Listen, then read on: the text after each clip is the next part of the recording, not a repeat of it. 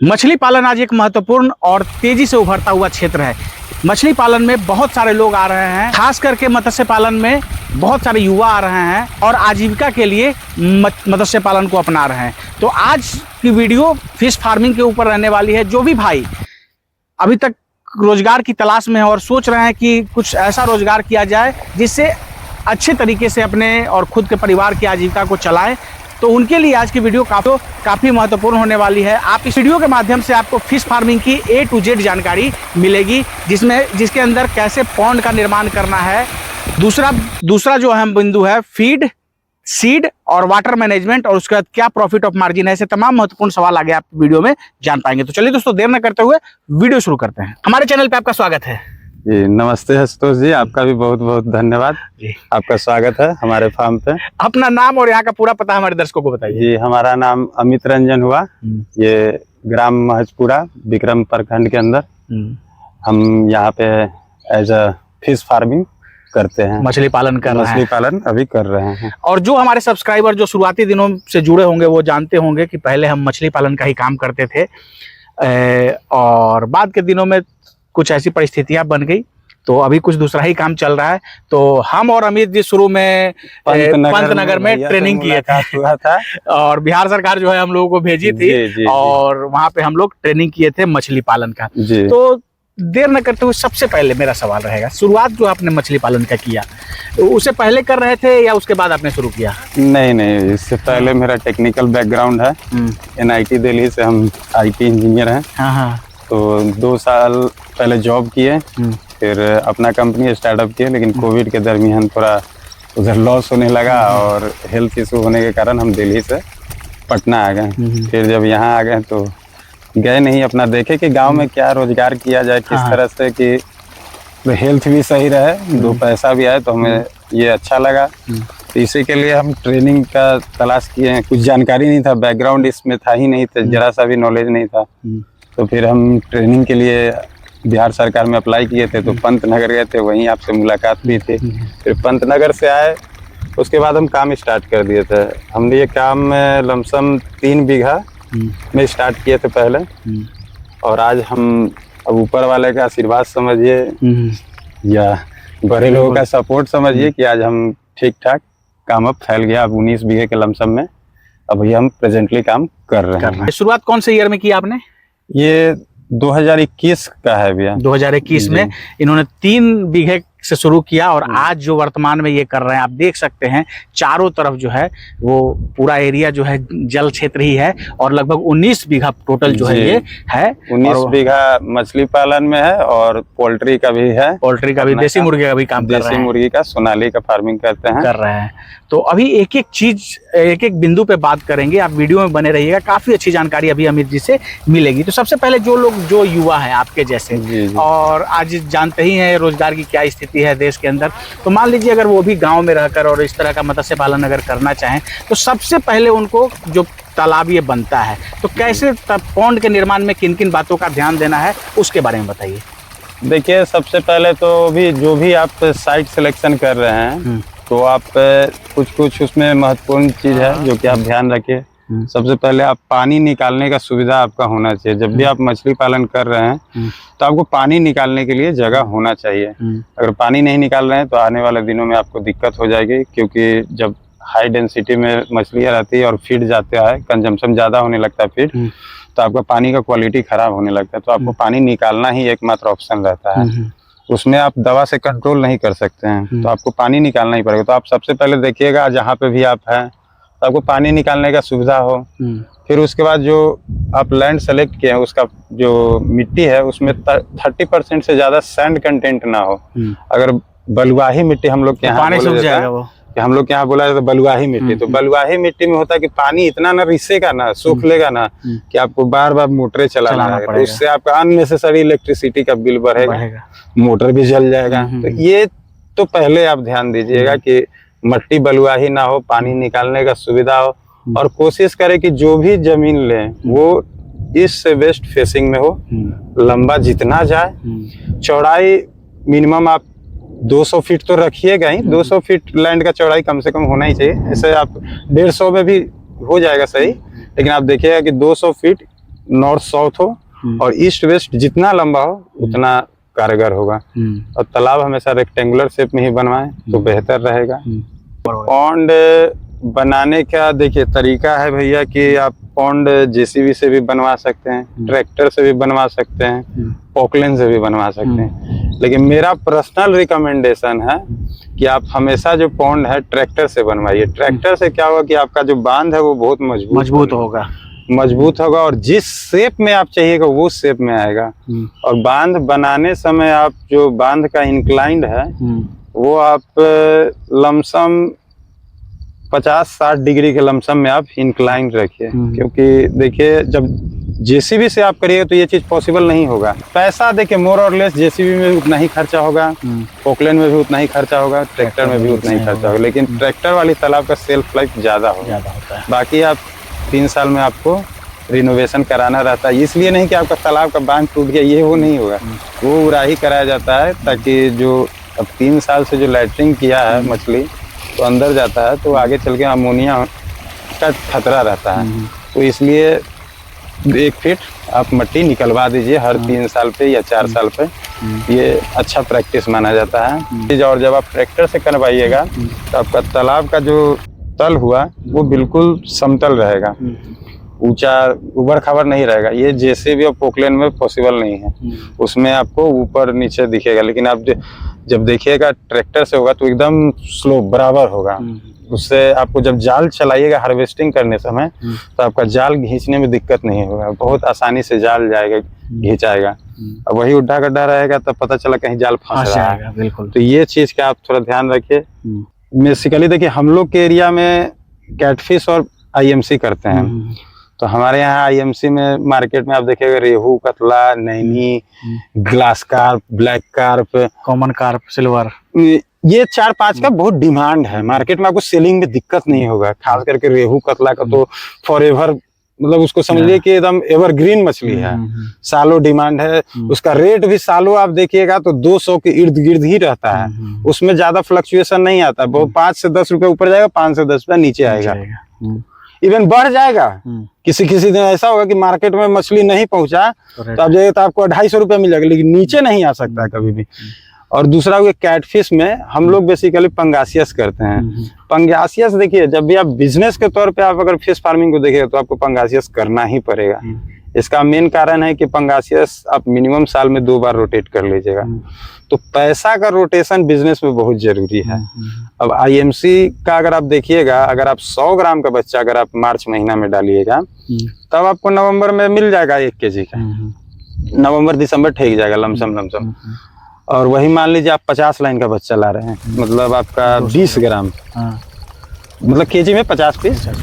तो अगर उस तरह का बच्चा ला रहे हैं तो आप मोटा मोटी मान लीजिए 1.5 साल लग जाएगा आपको। अब पंगास में देखिए क्या है कि पंगास आप 100 ग्राम के बच्चा ट्रांसफर कीजिए, 3 महीना में बेच दीजिए, तो इस फिर तालाब को 1 महीना होल्ड करिए, सुखाव कर लीजिए, फिर वापस तैयार करिए, फिर पानी भरिए, फिर 100 ग्राम के बच्चा डाल दीजिए। आप इस तरह से मिनिमम तो 2 कल्चर आप लीजिएगा। अगर आपका अच्छा सब कुछ बढ़िया मैनेजमेंट है तो आप 3 कल्चर भी निकाल लीजिएगा बहुत आराम से। अब पंगास में लेकिन दिक्कत ये हो जाती है कि रेट का फ्लक्चुएशन बहुत ज्यादा आता है। अभी आज का प्रेजेंटली कंडीशन बताए तो 105 रुपए तालाब से मछली उठ रहा है। यही आप दिसंबर के बाद यही आप जब आप देखिएगा, जब जनवरी महीना चलेगा तो ये रेट अचानक 140 पहुंच जाएगा। तो इसमें 30-40 का फ्लक्चुएशन हो जाता है, और 30-40 रुपया इसमें बहुत ज्यादा मार्जिन होता है। ये हमेशा हाई डेंसिटी पे होता है। आईएमसी आपका लो डेंसिटी, आईएमसी का तो आप बात ही छोड़ दीजिए, खैर बिजनेस करना है तब तो आपको पंगास उतरना पड़ेगा। अगर आप शौकिया तौर पे कर रहे हैं तब आप आईएमसी के लिए निश्चिंत रहिएगा, कोई ज्यादा टेंशन नहीं। एरिएटर लगा दीजिएगा, दाना आप उसमें नेचुरल दाना दीजिए, खल्ली दीजिए, राइस ब्रान दीजिए। पैसा नहीं है तो दाना भी कुछ दिन नहीं दीजिएगा तो चलेगा, लेकिन पंगास में अगर पैसा नहीं है, दाना नहीं दीजिएगा, वजन घट जाएगा। तो ये सब चीज आप अपना माइंड सेटअप कर लीजिए कि आपको बिजनेस करना है कि शौकिया तौर पे करना है।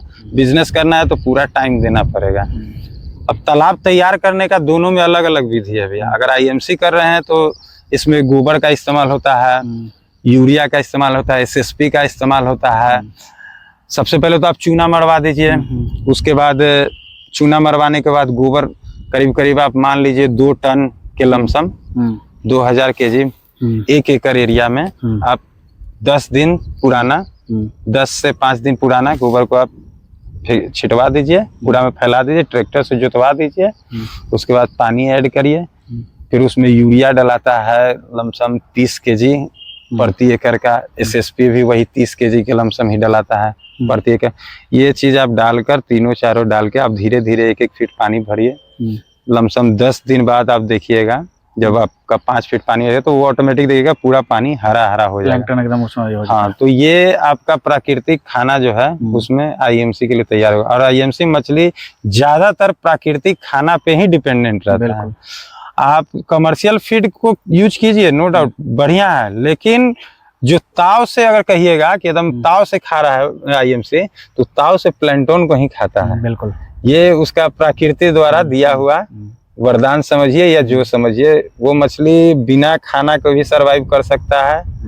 आप देखिएगा गांव में पोखरा देखिएगा जिसमें नाली वाली का भी पानी जा रहा है, उसमें जाल चलेगा, मछली मिलेगा आपको 3-3, 4-4 kg का। तो उसमें थोड़े कोई दाना देने जा रहा है। उसमें क्या होता है, जो नाली जा रहा है, नाली का पानी जा रहा है, तो उसमें कीड़ा जो है ना, कीड़ा हो गया, किसी का फूड वेस्टेज कभी फेंका गया तो फर्मेंट होकर ऑटोमेटिक नेचुरल फीड में कन्वर्ट हो जाता है।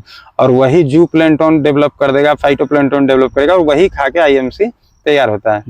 तो देखिए ये तो हो गया आप IMC के लिए। जब आप पंगास पे जाइएगा तो आप पहला चीज कि पंगास में आप गोबर का इस्तेमाल नहीं करें। गोबर, यूरिया, SSP ये तीनों का इस्तेमाल ना करें, क्योंकि पंगास हमेशा हाई डेंसिटी वॉल्यूम पे होता है। तो हाई डेंसिटी वॉल्यूम पे जब आप करिएगा तो दाना भी बहुत ज्यादा जाएगा और वो पूरी तरह से कमर्शियल फीड पे डिपेंडेंट है।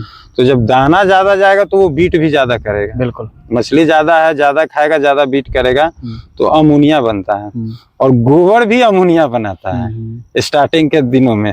तो वो देखिए वो स्लो प्रोसेस है, लेकिन अब हो गया कि भाई 10% ये भी दे रहा है, कुछ % उससे भी आ रहा है, तो खतरा हो जाएगा। तो इसलिए आप गोबर का और यूरिया, SSP का इस्तेमाल पंगास का कल्चर के लिए ना करें। पंगास में देखिए आप क्या करिए कि प्रोसेस बाकी सब सेम रहेगा। चूना आप मरवाइए, पानी ऐड करिए, उसमें कुछ फर्मेंटेड फीड बना लीजिए, जैसे कि आप राइस ब्रान हो गया, खल्ली हो गया, मिनरल मिक्सचर हो गया, नमक हो गया थोड़ा बहुत, ईस्ट पाउडर हो गया। ये चारों चीज, 5 चीज को ड्राम में मिला दीजिए, 200 लीटर के ड्राम में। 24 घंटा से 48 घंटा उसको छोड़ दीजिए ढक के। अगर आप एरिएशन कर सकते हैं, कोई मोटर देखेगा जो एक्वेरियम में लगता है, अगर उसको लगा के आप कर सकते हैं, ज्यादा बेहतर रहेगा। उससे भी देखिए जब वो आप 4 दिन मतलब 24 घंटा बाद उसको आप छिड़काव करा दीजिए। आपका तालाब करीब 4 दिन बाद, 3 से 4 दिन बाद आप देखिएगा फिर से पानी हरा हरा हो गया, तो वो तैयार हो गया है तालाब। बच्चा डालिए, बच्चा डालने के बाद, डालने से पहले आप अपने तालाब में नमक और हल्दी का यूज जरूर करिए ताकि कोई डिजीज वगैरह हो। हाँ, जो ये देखिए कहावत है कि precaution is better than cure. तो आप बीमारी आने का इंतजार मत कीजिए, आप पहले ही उसका ट्रीटमेंट का सोचिए। तो आप सबसे पहले कि बच्चा जिस दिन आने वाला है उस दिन आप हल्दी और नमक का इस्तेमाल करिए। हल्दी का आप डोज रख लीजिए। हमारे यहाँ जो 1365 स्क्वायर फीट का एक कट्ठा हुआ, आप मोटा मोटी मान लीजिए 400 ग्राम से आधा kg के लमसम हल्दी प्रति कट्ठा, 1 kg नमक प्रति कट्ठा, दोनों अलग अलग एक साथ मिलाकर। रॉ सॉल्ट इस्तेमाल करेंगे, कोई सा भी सॉल्ट आप कर लीजिए, उसमें सिर्फ सॉल्ट ही होना चाहिए पानी और कुछ नहीं। तो देखिए ये दोनों चीज डाल दीजिए। उसके बाद आप मछली डालिए। फिर अपना जो नेचुरल फीडिंग का प्रोसेस चल रहा है, हो सके जब मछली डाले हैं तो उसके 3 दिन तक ले आप सैनिटाइजर का यूज कर लें, कोई भी वाटर सैनिटाइजर, ताकि खतरा कुछ किसी तरह से ना रहे। जैसे सीड आप कह रहे हैं, जो सीड डालेंगे तो कैसा, जैसे बहुत सारे लोगों को नहीं पता रहता तो बहुत ज्यादा सीड डाल देते हैं, तो कैसे डालना चाहिए? सीड का हम आपको कंसेप्ट बताते हैं कि आप हमेशा कोशिश करिए, जब भी आप कमर्शियल काम कर रहे हैं, तब हम बार बार आपको बोले कमर्शियल काम अलग है और शौकिया काम अलग है। बिल्कुल। तो कमर्शियल काम करने के लिए मिनिमम आप अगर इस लाइन में आ रहे हैं तो आपके पास 1 कल्चर पॉन्ड और 2 नर्सरी होना चाहिए मिनिमम। आप नर्सरी जितना ज्यादा रखिएगा उतना ज्यादा आप प्रोडक्शन ले पाइएगा। तो अभी देखिए हम जून महीना में ही 2026 के लिए बच्चे को स्टॉक किए हैं। हम 500 लाइन का बच्चा भी लाए हैं, जिसको कि आप समझ लीजिए केजी में 500 पीस, मतलब 2 ग्राम का बच्चा। 2 ग्राम का बच्चा हम जून महीना में लाए हैं और ये बच्चा को हम पूरा ठंडा बचाएंगे। अभी नवंबर तक में ये मेरा बच्चा 200 ग्राम तक ही जाएगा, 150 से 200 ग्राम। पंगास का बात हम कर रहे हैं। पंगास का बच्चा अभी देखिए हम करीब 2.5 लाख के रेंज में अभी बच्चा हम रखे हुए हैं।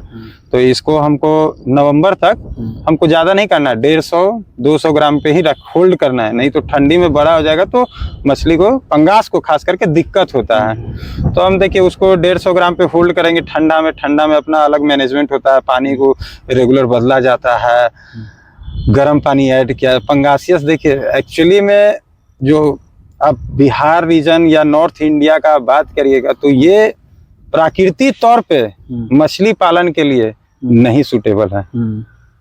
देखिए हमारे यहाँ ठंडा भी बहुत ज्यादा गिरता है, गर्मी भी बहुत ज्यादा गिरता है, बारिश भी हो रहा है।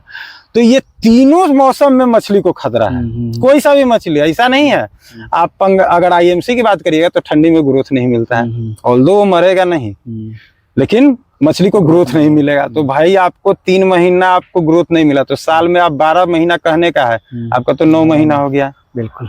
और बारिश के मौसम में ग्रोथ सही मिलेगा, लेकिन आप फीडिंग नहीं दे सकते हैं क्योंकि उससे उस समय अलग दिक्कत होने लगता है। आपका पीएच वेरिएशन बहुत ज्यादा होता है। और आप गर्मी का बात करिएगा तो पीक गर्मी में भी दिक्कत होता है, ऑक्सीजन शॉर्टेज होने लगता है। तो हमारे यहाँ देखिए तो कंडीशन नहीं है, लेकिन आदमी कर रहे हैं। अगर आप थोड़ा सा सेफ्टी के साथ चलिएगा तो चलता है, सब काम आप कर सकते हैं। ऐसा नहीं आप बोले ना कि ठंडी में हम 400 ग्राम की मछली नहीं रखेंगे, भाई 150 ग्राम की मछली रखेंगे, उसको बचाना आसान है।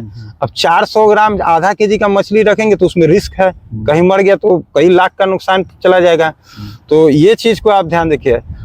आप यही देखिए अपोजिट आप आंध्रा चले जाइए, आंध्रा में क्यों मछली इतना सस्ता और इतना लार्ज स्केल पे पड़ो, वहाँ 12 मास मॉडरेट टेम्परेचर रहता है। तो वहाँ प्राकृतिक तौर पे समझिए कि मछली पालन के लिए अनुकूल है। मछली, पोल्ट्री, आप जिस लाइन में देखिएगा हर जगह पे आपको 25 से 35 टेम्परेचर अगर है डिग्री, तो ये बहुत बढ़िया सूटेबल है। और ये आंध्रा में 12 मास रहता है और हम लोग क्या नहीं रहता है, तो थोड़ा दिक्कत है। तो आप बच्चा को हमेशा 1 साल आगे का प्लानिंग करिए। अभी 26 का प्लानिंग हम अभी कर लिए हैं। बच्चा हम रखे हुए हैं, इसको हम ट्रांसफर करेंगे। 150 ग्राम का जब बच्चा हो जाएगा तो हम बड़ा वाटर एरिया में लगा कर छोड़ देंगे, वहां से हमको पानी निकालने का सुविधा है। तो ठंडी में जब पीक ठंडा गिरता है 15-20 दिन, तो उस समय आपको रेगुलर मोटर चलना चाहिए। पर नाइट मतलब रात भर मोटर गर्म ताजा पानी डलाएगा। तो मतलब देखिए जो पानी जो जमीन के नीचे से आता है, आप कभी चेक करिएगा कि ठंडा में वो पानी आपको गर्म लगेगा, गर्म में ठंडा लगेगा। ऐसा कुछ होता नहीं, पानी ठंडा गर्म नहीं हो जाता। धरती के अंदर वो पानी 24 से 30 डिग्री टेम्परेचर का ही रहता है। तो बाहर का टेम्परेचर जब 10 डिग्री हो गया तो ऑटोमेटिक आपको गर्म लगेगा। तो भर ठंडा आपको मिनिमम तो 15 से 20 दिन जो एकदम पीक ठंडा हुआ, हर रात को आपको मोटर चलाना है। और दिन में आप पानी निकाल के फेंकिए, जो आपको हम पहले ही बोले थे कि पानी निकालने का सुविधा होना चाहिए। तो आप पानी दिन में निकाल के फेंकिए, रात में रेगुलर ऐड करिए। इस तरह से आप बचा सकते हैं मछली, इतना भी ज्यादा टफ काम नहीं है। फिर आप मार्च महीना में 100 से 150 ग्राम का जब आप बच्चा ट्रांसफर करिएगा तो इससे क्या होगा कि आप मार्केट में पहले आ जाइएगा। ये अच्छा किसान का एक तरीका बता रहे हैं। बाकी आप करने के लिए आप मार्च महीना में भी 100 लाइन का बच्चा मतलब 10 ग्राम का बच्चा आप मार्केट से ला के आप पोसिएगा, आपका तैयार होगा अगस्त महीना में। अगस्त सितंबर हम बता रहे, सितंबर लग जाएगा। अगर 100 लाइन का बच्चा अगर आप मार्च महीना में डाल रहे हैं तो आपको सितंबर हो जाएगा। और सितंबर में मार्केट का हाल बहुत बुरा हो जाता है। आज 105 रुपये आपको बता रहे, तो 105 रुपये हो जाएगा तो आपको प्रॉफिट कम दिखेगा। फिर आप कहिए क्या मछली पालन सही चीज नहीं है। देखिए सब चीज का तरीका है भैया कि आप कैसे करिए। हमें भी सब करने में 3 साल 4 साल टाइम लग गया। स्टार्टिंग में लॉस भी सहे, काम करते करते सीखे हैं भाई कि कैसे करें कि पैसा हम अब इस साल नेक्स्ट ईयर का टारगेट है कि हमको अप्रैल लास्ट से ही हार्वेस्टिंग स्टार्ट कर देना है। और अप्रैल लास्ट में रेट 140-45 अमूमन रहता है। तो ये चीज को आपको ध्यान रखना है। बच्चा स्टॉकिंग डेंसिटी का आप बात करें तो जो हमारा एरिया है कट्ठा 1365 स्क्वायर फीट है। तो हम लोग कट्ठा में 500 से लेकर आप 1000 तक पंगास डालिए। पानी निकालने का बहुत बढ़िया तरीका है, तब 1000 डालिएगा। कि मतलब आप हर 4 दिन में पानी निकाल दीजिएगा, तब आप 1000 डालिए, कोई दिक्कत नहीं है।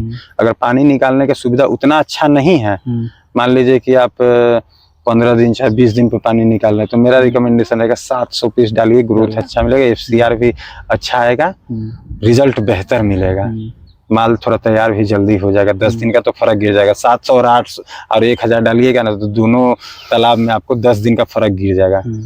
FCR मोटा मोटी वही रहेगा, लेकिन आपका फर्क गिरेगा टाइमिंग पे। FCR बहुत तो 0.05 बढ़ जाएगा, उससे ज्यादा नहीं फर्क गिरेगा। तो यही है कि आप बच्चा सही टाइम में, आप मार्च में ही, पहले तो कि आप जब भी तालाब बनाइए, कभी भी बनाइए, उससे मतलब नहीं है, लेकिन पंगास का कल्चर हमेशा मार्च महीना से ही स्टार्ट कीजिए। मार्च में आप कोशिश करिए जितना बड़ा बच्चा आप यूज कर लें, 200 ग्राम का डालिएगा और जल्दी मार्केट में जाइएगा। जितना जल्दी आप मार्केट में एंट्री मारिएगा, उतना ज्यादा आप कल्चर ले पाइएगा। हम देखिए अभी आपको बोले थे कि 2 नर्सरी पॉन्ड एकदम कंपलसरी है कमर्शियल काम में।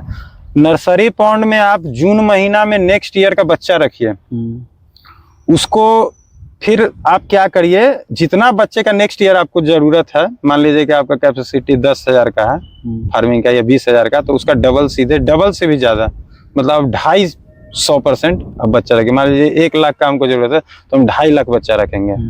नेक्स्ट ईयर हम पहले से ही 2 कल्चर का हम बच्चा स्टॉक करके रखेंगे। इससे क्या होगा कि एक तो हम मार्च में मान लीजिए डाले 100 ग्राम का बच्चा करके, अब मार्च से मेरा कल्चर पॉन्ड में तो चल रहा है जो चल रहा है। अब इसमें क्या करना है कि मार्च में जो कल्चर पॉन्ड में चला गया वो तो बच्चा तैयार हो रहा है, पैरेलली आपका नर्सरी में भी जून तक आप अभी बच्चा के लिए मत सोचिए। जून में तो फिर आपका बच्चा आ ही जाएगा नेक्स्ट ईयर का, फिर से नेक्स्ट ईयर का। तो ये जो मार्च से जून जब तक वो कल्चर पॉन्ड में आपका बच्चा तैयार हो रहा है, तब तक आपका ये 200 ग्राम वाला बच्चा जो नर्सरी में है, ये आपका बढ़ के 300 ग्राम भी हो जाएगा, थोड़ा बड़ा हो जाएगा। तो इससे होगा कि अगला कल्चर आपको और स्पीड में निकल जाएगा। तो इस तरह से आप 2 से 3 कल्चर आप ले लीजिएगा बहुत आराम से। स्टॉकिंग डेंसिटी इतना रखिए, 700 ठीक है, और कट्ठा पे 40 पीस आप IMC भी उसमें ऐड करिए। पंगासियस देखिए करने का फायदा होगा कि आप साल में 2 बार पैसा आपका घूमेगा, प्लस में आपका IMC जो हुआ 40 पीस ही कुछ कम नहीं है। आप ऐसे भी जब अगर सिर्फ IMC पे जाइएगा, तो आपका समझिए कि कट्ठा पे कितना पीस डालिए, 125 के लमसम हम लोग 4500 पीस डालते हैं एकड़ में। तो आप देख लीजिए, यही लमसम 32 कट्ठा के हमारे यहाँ 1 एकड़ होता है, तो 125-30 के लमसम यही आता है। तो उसमें है कि पूरा भाई साल 1.5 साल इंतजार करिए, फीडिंग कराइएगा, उसमें भी आपका जो FCR 1.5 से 2 तक जाएगा, तो वहाँ कॉस्टिंग जाएगा ही, कुछ तो कुछ जाएगा ही। अब इसमें क्या हुआ कि इसमें जो कैलकुलेशन होगा, पंगासियस डालिएगा तो इसमें आपका कैलकुलेशन IMC का फीड का नहीं किया जाएगा, वो समझिए कि फ्री में तैयार हुआ है। जो भी दाना का कैलकुलेशन होता है सिर्फ पंगास पे होता है, अब वो फ्री का ही समझिए मछली है। 2 कल्चर जब आप IMC पंगास निकालिएगा, तो जब लास्ट वाला जो कल्चर आप निकालते रहिएगा, तो उस समय आपका IMC ऑटोमेटिक आपका 1 kg हो जाएगा, वो फ्री में आपका तैयार होगा। अब एकड़ में समझ लीजिए भैया कि आप मोटा मोटी 1500 पीस आप डालिएगा, तो 1500 पीस मतलब आपका 1500 kg, 1.5 टन आपका माल तैयार है, जिसमें आपका पैसा नहीं लगा है। आप सही मायने में आप सिर्फ पंगास पे ही रेट अपना कैलकुलेशन किया है फीडिंग का, वो बोनस मिल गया, वो बोनस मिला आपको। अब 1.5 टन माल का आपको अमूमन बोले 200 रुपये मिनिमम प्राइस रहता है एवरेज। अगर आप सारा IMC को मिला के, हम लोग क्या होता है कि कतला 230 जाता है, 220 जाता है, रेहू 200 210 जाता है, ग्रास कार्प 180 190 जाता है, नैनी 170 180 जाता है। तो आप एवरेज लीजिएगा तो 200 में हम लोग इकट्ठे बेचते हैं कि जो लेना है मतलब मिला के देंगे। 200 में हम छटैया नहीं करते हम लोग, 200 रुपया में निकला तो आप समझ लीजिए कि आपका 1.5 टन का ऐसे 3 लाख रुपया हो गया। 3 लाख रुपया आपको एक बोनस हुआ। और जो साल में 2 कल्चर आप करिएगा पंगास, तो वो अलग आपका प्रॉफिट है। 25% के लमसम का आपका मार्जिन रहेगा ही रहेगा। एक कल्चर में आप 2 बार कर लीजिएगा, आप समझ लीजिए कि पैसा आपका घूम भी गया और 50% रिटर्न भी आ गया। बिल्कुल। फिश फार्मिंग में जो सबसे महत्वपूर्ण बात होता है वो होता है वाटर मैनेजमेंट। तो वाटर मैनेजमेंट में थोड़ा सा बताइए। देखिए, हमारा यही सलाह है भैया कि आप जो फीडिंग जो है, पंगास को तो आप बिना फीड दिए हुए रह नहीं सकते हैं। पंगास का एक प्राकृतिक तौर पे एक और है, इसीलिए हम आपको स्टार्टिंग में भी बोले थे कि अगर आपके पास पैसा है, प्लानिंग अपना करिए कि इतना हमको फार्मिंग करना है, उतना का बजट है, तभी करिएगा, नहीं तो मत करिएगा। तो देखिए, आप जो दाना आप जब दीजिएगा तो पंगास को तो हम बोले कि डेली दाना देना है भाई, नहीं दाना दीजिएगा तो वजन घटा लेगा। तो अब देखिए, लेकिन हमारा एक सलाह है कि आप सप्ताह में 1 दिन फीडिंग ना कराएं। अब वो पैसा जो मान लीजिए सपोज कीजिए कि आज हमको 100 केजी दाना जाना किसी भी तालाब में, तो आपको पैसा करीब करीब वहां से बचेगा ही। 100 केजी दाना का जो पैसा हुआ उसके एवज में आप उस दिन, जिस दिन आप फीडिंग नहीं करेगा उस दिन आप किसी दवा का यूज कर लीजिए। दवा देखिए देना जरूरी है। अब उसको अमोनिया के ट्रीटमेंट के लिए आप जियोलाइट का यूज कर लीजिए, सैनिटाइजर यूज कीजिए, प्रोबायोटिक यूज करिए, कुछ आप जो ऐड करिएगा, इससे आपका वाटर का क्वालिटी आपका मेंटेन रहेगा। देखिए जो मेन प्रॉब्लम आता है मछली में ना, वाटर मैनेजमेंट में, आपका पीएच का दिक्कत आता है, अमोनिया का दिक्कत आता है, नाइट्रेट का दिक्कत आता है। ये 3 चीज मेन है। ऑक्सीजन शॉर्टेज हो जाता है। मतलब ये मुख्य 4 चीज है, ये 4 से ज्यादा कुछ आता नहीं है, यही चारों चीज है। और ये चारों चीज का हमारे हिसाब से सबसे बढ़िया प्रैक्टिस है कि आप सप्ताह में 1 दिन, आप महीने में 4 सप्ताह हुआ, 2 संडे को आप शेड्यूल रख लीजिए, तो 2 संडे को 15 दिन पे आप जियोलाइट का यूज कर लीजिए, इससे आपको अमोनिया नहीं होने देगा। महीने में 1 दिन चूने का यूज कर लिया, आपको पीएच बैलेंस रखेगा।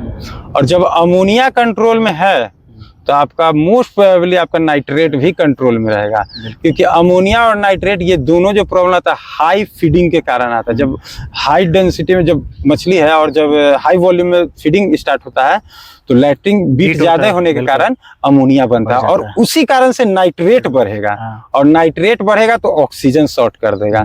तो आप सबसे बढ़िया है बिना टेंशन के महीने में 1 दिन जाल भी चला लीजिए तो बढ़िया है।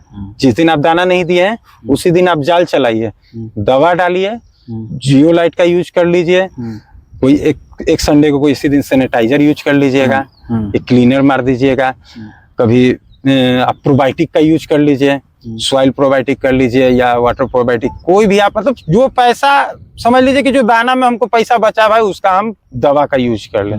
इससे आपका मछली का हेल्थ परफेक्ट रहेगा, पानी का क्वालिटी आपका परफेक्ट रहेगा। और इतना ज्यादा सोचने की नहीं है कि पीएच कितना रखना है, अमोनिया कितना रहेगा, नाइट्रेट, कुछ नहीं है, एकदम सिंपल बात है। आप एक संडे को आप जियोलाइट यूज कीजिए, नेक्स्ट संडे आप प्रोबायोटिक का यूज कर लीजिए, और सैनिटाइजर उतना ज्यादा महंगा नहीं आता है, आप हर संडे भी यूज कर लीजिए, चाहे 15 दिन पे उसको यूज कर लीजिएगा। और 15 दिन चाहे या तो 1 महीना पे आप जाल भी चला लीजिए, तो बेहतर रिजल्ट आएगा। कोई किसी तरह का कोई मछली में रोग नहीं आएगा, पानी आपका क्वालिटी हमेशा सही रहेगा, पानी का जितना पैरामीटर है सब सही रहेगा। ये मछली पालन का जो भी चीज है ये थोड़े समय में, अभी आधा घंटा 1 घंटा में आपको नहीं समझा पाएंगे। तो अगर फुल डिटेल में आप जानना चाहते हैं किस तरह से तालाब बनता है, किस तरह से तालाब में मछली डालने से पहले हम पानी का तैयारी करते हैं, बच्चा किस तरह से डालते हैं, पीएच कैसे चेक करते हैं, अमोनिया कैसे चेक करते हैं, उस पर क्या क्या हम स्टेप लेते हैं, तो ये अगर पूरे डिटेल में अगर देखना है तो हमारा खुद का पर्सनल चैनल है स्वामी एग्रो फार्म्स के नाम से, उस पे आप जाकर देखिएगा, आपको पूरा इंफॉर्मेशन मिल जाएगा। अगर वो चैनल पे आप देखिएगा तो मछली पालन से रिलेटेड आपका सारा डाउट क्लियर हो जाएगा उस पे।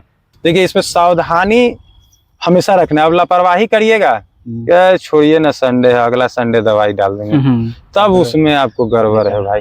नहीं जब धंधा कर रहे हैं आप ही बताइए, आप ड्यूटी जाइएगा आप ही आशुतोष जी, तो जब ऑफिस गए आप काम नहीं कहीं मटिया दीजिएगा, है हटाओ ना जाएंगे, तो बॉस तो सीधे सैलरी काट देगा। ऐसा अगर बार बार करिएगा तो हो सके निकाल दीजिए। वही हाल है मछली में, अगर बार बार ऐसे करिएगा तो मछली टपक भी लेगा और नुकसान भी होगा। तो इस चीज का ध्यान रखा जाता है थोड़ा। अब जैसे जो लोग नए हैं तो जानना चाहेंगे कि भाई क्या मछली पालन में क्या प्रॉफिट ऑफ मार्जिन है? देखिए प्रॉफिट मार्जिन जैसा कि हमने आपको बताया कि साल में एक बार आपका आईएमसी जो निकलेगा 40 पीस के हिसाब से डालिएगा कट्ठा पे, तो वो तो आपका बोनस हुआ 3 लाख ना चलिए हम 2.5 लाख लेके चलते हैं। 1 एकड़ का आप अगर देखिएगा कल्चर का सिस्टम, तो मेरे अकॉर्डिंग 1 एकड़ आपका वाटर एरिया होना चाहिए, कल्चर पॉन्ड, एक 10 कट्ठा का नर्सरी रखिए, एक 5 कट्ठा का नर्सरी रखिए। इतना अगर आप रख रहे हैं तो जहां तक हमारा वो है अनुभव है कि आप एक नॉर्मल इंजीनियर इतना सैलरी इतना में ही आपको आ जाएगा। मोटा मोटी एक बताइए क्या अगर रुपए में बात किया जाए तो? अब रुपए में आपको बता दिए कि नॉर्मल आप समझ लीजिए कि सरकारी नौकरी हो या प्राइवेट नौकरी हो, अगर आप